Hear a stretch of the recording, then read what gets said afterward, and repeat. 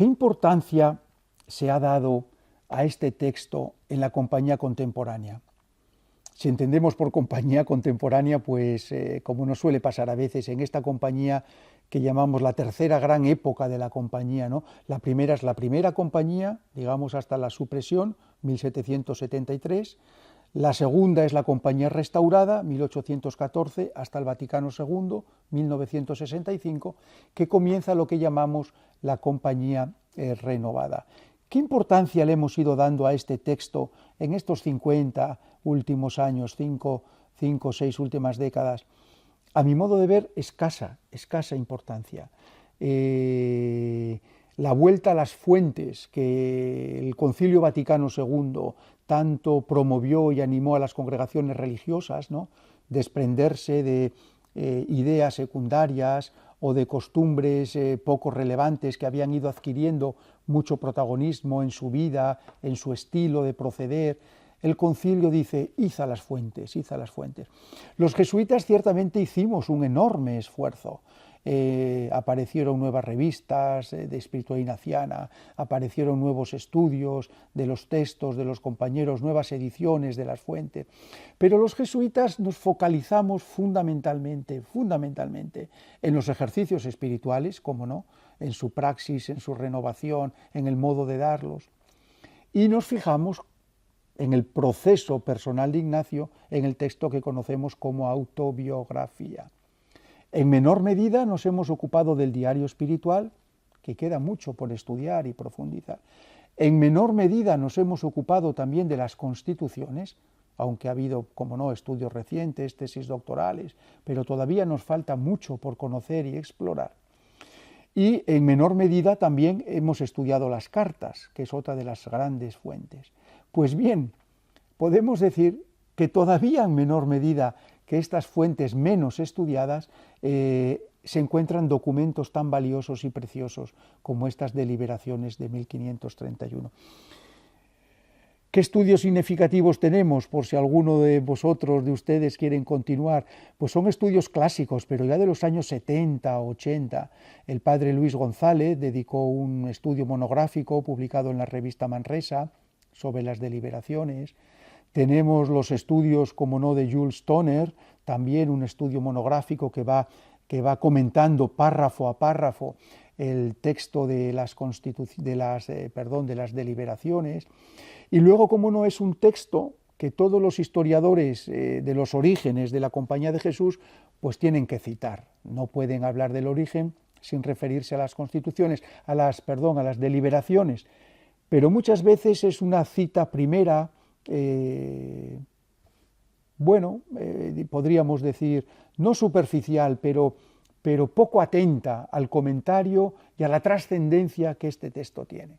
Me vienen a la cabeza pues de la tradición anglófona, anglosajona, norteamericana, los estudios de John Pathberg, los estudios de John O'Malley, el citado profesor Jules Toner, en la tradición castellana pues la gran biografía de Ricardo García Villoslada, en la tradición francesa todos los estudios sobre la fundación de la compañía del padre André Gavier, Escaduto a la hora de ofrecernos la gran historia de los orígenes de la compañía en Italia.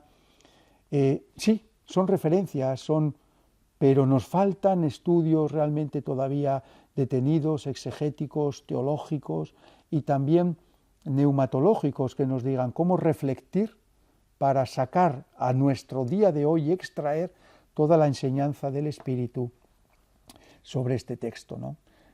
Ojalá que a lo mejor pues compartires y charlas como las que estamos teniendo u otros encuentros pues nos puedan ayudar a seguir profundizando en este primordial texto.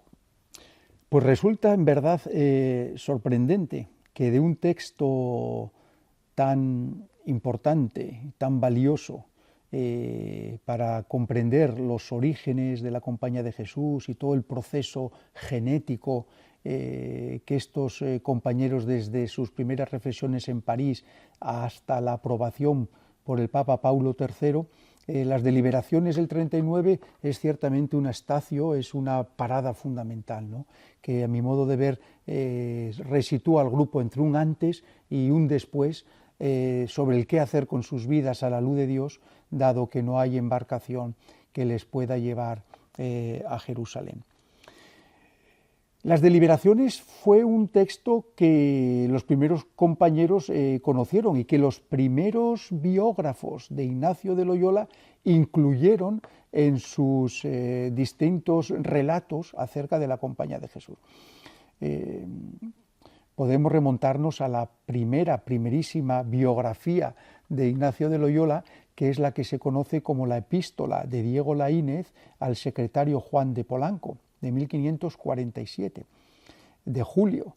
Es una larga carta que Diego Laínez escribe desde Bolonia, en una etapa en que el Concilio de Trento se ha interrumpido, y escribe desde Bolonia a Polanco, contándole un poquito lo que él recuerda de la vida de Ignacio, lo que Ignacio le pudo haber ido contando en su etapa de París y por las diferentes dispersiones por Venecia, por Roma, etc.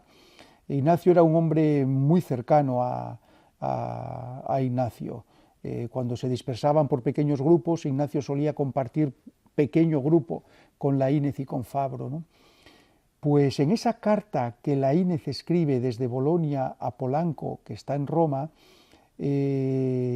Laínez alude a esa deliberación y alude al ambiente de oración, cómo realizaron ese proceso, las conclusiones a las que llegaron.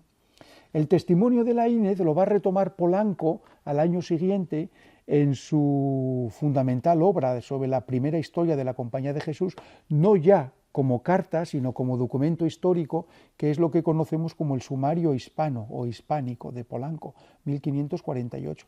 Ahí Polanco desarrolla un poco más. El único párrafo que Laínez dedica en su carta sobre este tema de las deliberaciones, ya Polanco entra en detalles y habla un poquito de la metodología, cómo se desarrolló, etcétera, ¿no? Como no, la gran vida de Rivadeneira, encargada por Francisco de Borja, primero en su versión latina y luego en su versión castellana. Ahí Rivadeneira, en el libro 2, es una gran vida organizada en 4 libros y cada libro a su vez en diferentes capítulos. Pues en el libro 2 de la vida de Ignacio de Loyola, escrito por Rivadeneira, capítulo 13, ahí Rivadeneira dedica como 2 o 3 páginas a contar en qué consistieron estas deliberaciones del 39. O sea que fue una experiencia recibida por los compañeros y considerada suficientemente importante como para ser incluida en las vidas de San Ignacio, que implicaba obviamente contar el desarrollo y el origen de la primera Compañía de Jesús.